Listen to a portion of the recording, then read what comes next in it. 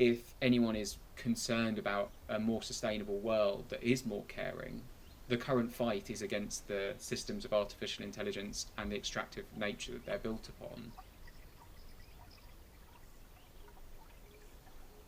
I think of definitely ChatGPT. Large language models use huge amounts of energy. You get these models trained to spit out sentences. And it seems so simple, and it, loads 2-3 seconds, and then, But you're interacting with a vast network of fossil fuel extraction, freshwater depletion, copper mining, silica mining, low wage labour, and sort of epistemic violence. Sure, might look a nice little prompt bar on your computer, but that's what you're interacting with. The most obvious kind of physical manifestation of the environmental impact that these technologies are having is through data centers and their spread. I think of a huge computer, like a massive computer.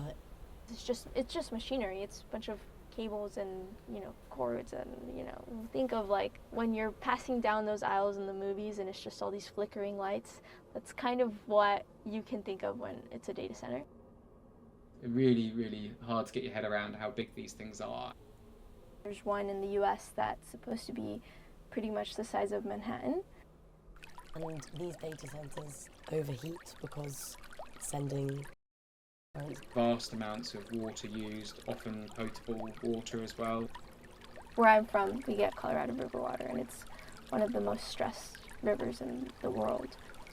It is a growing concern of Colorado River feeds Arizona, some of Colorado, and chunks of California. And because it's so stressed, how is this going to impact the farmers? How is this going to impact the cities that are around it? And water that can be used for agricultural purposes, for the community, for just nature in general. It's madness in so many ways that these places are already water stressed, and then we're saying that this AI technology is so critical, so important, that it's going to override the human need for water. Keir Starmer's come out and said England is the perfect place for data centres because it's so cold and wet and we can cool down the centres easier. There's only a small amount of truth to that, to be honest. I would even say, like, in places where it does rain, there's no great water capture system to say, oh, we're being water positive with our centers, which is something that companies claim to aim for. It's like not even the water aspect of it, it's the materials going into it. Fossil fuel production and energy use. And this has led to, a return to the idea of more nuclear power. Which might not be massively carbon emitting at the plant site, but is not a green fuel. And is the risk of nuclear power really worth it just for funnily generated images? But also the sheer infrastructure, right? The hardware that's used, circuit boards, they're burnt through fairly quickly and don't have infrastructure to repair that or to recycle it or to dispose of it in any particular fair way. People are, with the most limited safety measures, pulling apart these dangerous chemicals. And if we go for nuclear, wow, that's a lot to think through in terms of waste, because that waste never really dies. There are a number of kind of colonial dynamics in the expansion of AI. Right? The expansion of the cloud means expansion of demand for copper and various other minerals and raw materials. Those costs are disproportionately borne by people, particularly in French West Africa. I'm very fond of the idea that what we currently have is not artificial. It relies on human influence in a number of ways.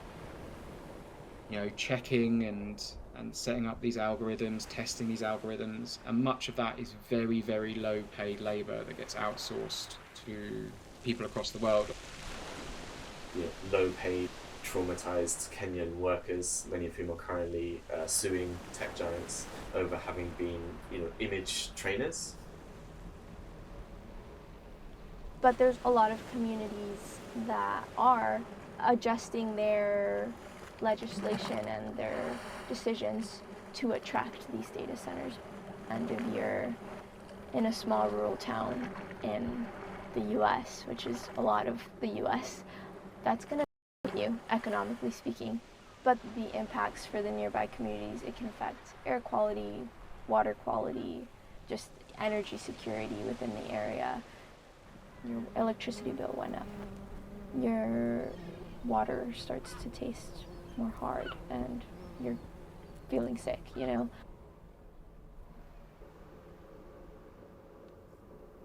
It's becoming really commonplace for people to say AI is going to be really useful in dealing with the climate crisis.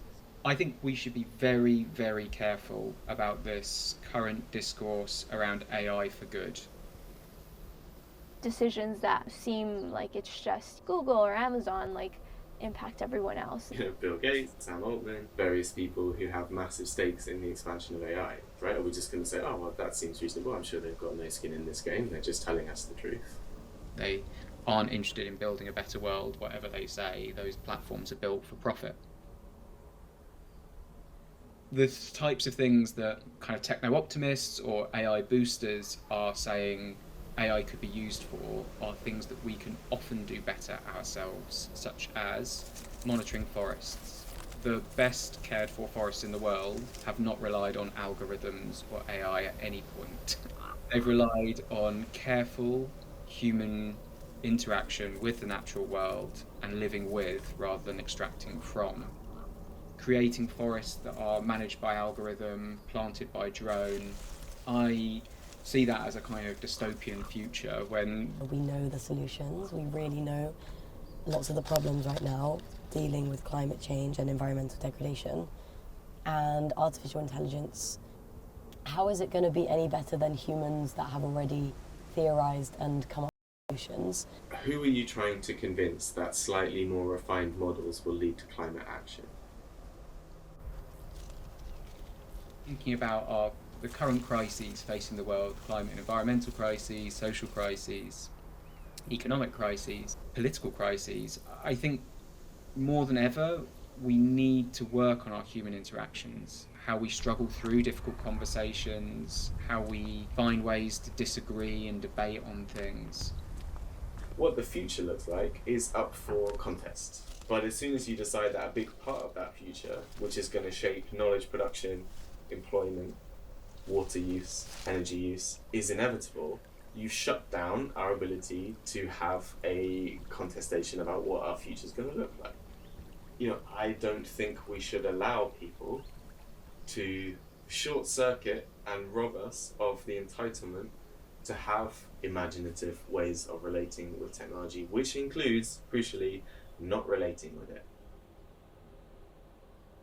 So I think there's some people that need to go talk about it and address like these larger issues so that it's not as heavily reliant on just every individual.